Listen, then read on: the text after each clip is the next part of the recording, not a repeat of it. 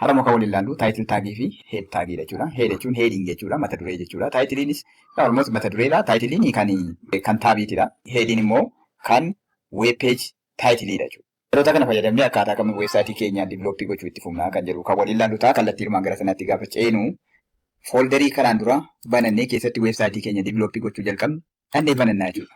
Yaadattootee maay weeb jedhee fooldarii bifa kanaan uummadde as keessatti immoo maay weeb peej jedheetan bifa kanaan weebsaayitii keenya divilooppii gochuu jalqabee jira waan ta'eef kana keessatti mywebpage.html fi mywebpage.html kan jedhu kan faayila keeshinii nuti ittiin seevii gochuu dandeenyu .html fi .html akka ta'e isinitti himeen ture. Kanaa booda kana hin fayyadamu .html kana waan ta'eef html kana balleessan html fayyadama.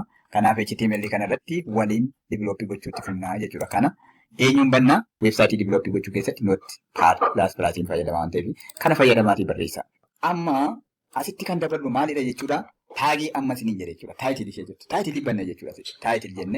Taayitil jennee elementii kana erga bannee booda elementii kana ni cufna. Weebsaayitiin keenya waa'ee weebsaayit diviloopimentii koosii weebsaayit diviloopimentii kennuu barbaada yoo ta'e taayitil taagii kana keessatti weebsaayit diviloopimentii koorsaa jennu bifa kanaan erga kana barreessinee booda akkaataa reefuu haaraa jalqabnu seevaasiinnan eessa dhannachuudha ishuma kana irratti dhufnee mallattoo aayikanii seevii akkuma woordii jechuudha. Faayila sana bannee irratti barreessina yoo ta'e seevichaa deemna malee seevaasannee haaraa faayilneemii haaraa kennu.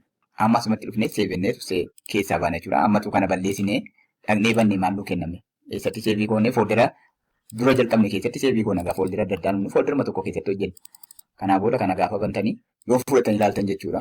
Ilaalaa ammoo waan garaagarummaata.